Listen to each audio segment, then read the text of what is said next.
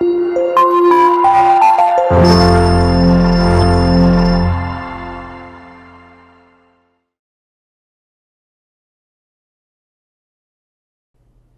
बच्चों, कैसे हैं आप?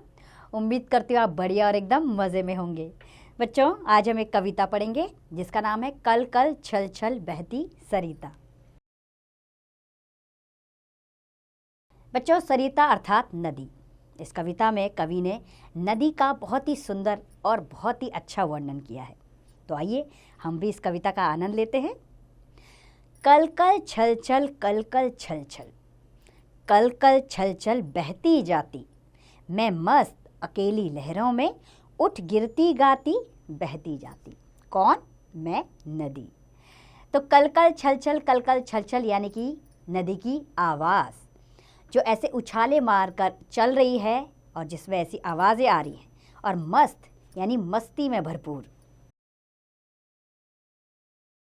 मस्त अकेली लहरों में यानी कि मैं मस्ती में अकेले ही ऊंची ऊंची लहरों उठाती हुई और गिरती बहती जाती हूँ।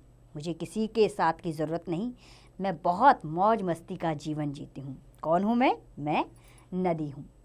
मेरी गति को कब रोक सके पर्वत विशाल पथ में आकर, मेरी गति को कम न कर सके बिहड़ वन दुर्गम गिरी गह्वर। तो मेरी गति, गति यानी मेरी चाल, मेरी चाल को कोई नहीं रोक सकता, चाहे मेरे रास्ते में विशाल पर्वत भी आ जाए। मेरी गति को कोई कम नहीं कर सकता, चाहे मैं बिहड़ वन यानी कि सुनसान घने वनों से गुजरूं, मैं दुर्गम पहाड़ों से गुजरूं मैं, लेकिन मेरी गति कम नहीं होती। मैं तेज धारा की तरह बहती रहती हूँ क्योंकि मैं नदी हूँ।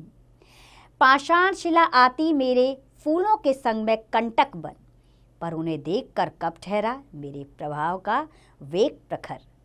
पाषाण यानी कि बड़ी बड़ी शिलाएं अगर मेरे सामने भी आ जाए, फूलों के संग कंटक मतलब यानी कांटे, जैसे फूलों के संग कांटे आते हैं वो चुभते हैं, ऐसे ही मेरे रास्ते में विशाल विशाल पत्थर आते हैं, लेकिन मैं उन्हें देखकर कभी नहीं ठहरती। मेरे प्रभाव का वेग प्रखर रहता है, यानी प्रखर यानी तेज। चाहे विशाल काय पत्थर आए मेरे रास्ते में, लेकिन वो मेरे वेग को यानी मेरी गति को धीमा नहीं कर सकते। मैं उसी गति से बहती हूँ जिस गति में मैं हमेशा बहती हूँ, क्योंकि नदी हूँ मैं। अपने पथ की बाधाओं को मैं ठुकराती बहती जाती, मैं मस्त अकेली लहरों में उठ गिर गाती बहती जाती। मैं अपने पथ अर्थात रास्ते। और बच्चों, बाधाओं का अर्थ होता है मुसीबतें, अर्थात मेरे रास्ते में कितनी भी बाधाएं आ जाए मैं उनको ठुकराती जाती हूँ और बहती जाती हूँ।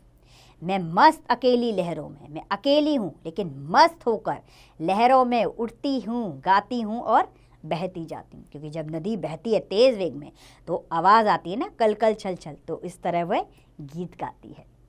मेरे तट पर आ जाता है जो कोई प्यास बुझाने, मैं उसकी तृष्णा के मरु पर मधु बरसाती बहती जाती।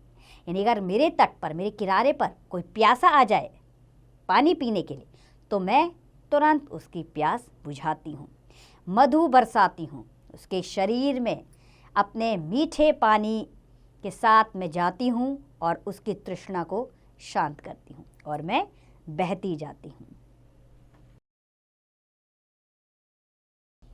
मैं ऊंच नीच का भेद चला, विद्रोह सिखाऊं क्यों जग को, मुझको महलों से बैर नहीं, मुझको कुटिया से प्यार नहीं। नदी के अनुसार कवि ने कहा है कि नदी कहती है कि मैं ऊंच नीच का भेद नहीं जानती, मैं क्यों किसी को विद्रोह करना सिखाऊं, मुझे ना महलों से बैर है और ना कुटिया से प्यार, मुझे कोई मतलब नहीं। मेरी प्यास अगर एक राजा बुझाए या एक भिखारी, मैं केवल तृष्णा शांत करने का काम करती हूँ, अर्थात सबकी प्यास बुझाने का काम करती हूँ और मस्त होकर अकेले ही बहती जाती हूँ। मैं एक भाव से दोनों में सुख सरसाती बहती जाती, मैं मस्त अकेली लहरों में उठ गिर गाती बहती जाती। मैं एक भाव से यानी कि एक भाव यानी समानता के साथ, अर्थात मैं हर किसी के साथ समानता का भाव रखती हूँ। मैं सबके लिए सुख लाती हूँ, क्योंकि मैं सुख की लहर हूँ। मैं बहती जाती हूँ। मैं मस्त अकेली लहरों में उठती गीत गाती हूँ और बहती जाती हूँ। मैं हूँ नदी। मेरा काम लोगों की प्यास बुझाना है, क्योंकि मेरा जल बहुत मीठा होता है, जो हमारे यानी इंसान और अन्य जीव जंतुओं के जीवन के लिए अत्यधिक आवश्यक है। तो प्रस्तुत कविता श्री निरंकार देव सेवक जी ने लिखी है। तो बच्चों, कवि ने इस प्रस्तुत कविता में नदी के प्रभाव का सुंदर वर्णन किया है। कविता में ऐसे शब्दों का समावेश किया गया है जिससे नदी का चित्र साकार हो जाता है। अर्थात जब हम इस कविता को पढ़ते हैं तो हमारे सामने कल कल बहती हुई नदी आ जाती है। इस चित्रण में प्राकृतिक सुंदरता का आनंद तो मिलता है, साथ ही मानव के लिए संदेश है कि वह सदैव कार्यशील बना रहे। अर्थात प्रकृति में जो भी चीज़ें हैं, प्रकृति ने जो भी हमें दी हैं, वो निरंतर अपने कार्य में लगी हुई हैं। फिर हम मानव, जो इस धरती के सबसे बुद्धिमान प्राणी हैं, हम क्यों अपने कार्य से भ्रष्ट हों? हमें भी निरंतर कार्य करते रहना चाहिए। तो बच्चों, आइए इस कविता के कवि का सामान्य परिचय भी जान लें। श्री निरंकार देव सेवक का जन्म 18 जनवरी सन 1919 में हुआ। उन्होंने चींटी, तितली, लाल टमाटर, चिकमंगलूर आदि की रचना की। और इस कविता से हमें यह मौलिक ज्ञान मिलता है कि नदी के निरंतर बहने से व्यक्ति को वह संदेश मिलता है कि वह हमेशा कार्यशील बना रहे।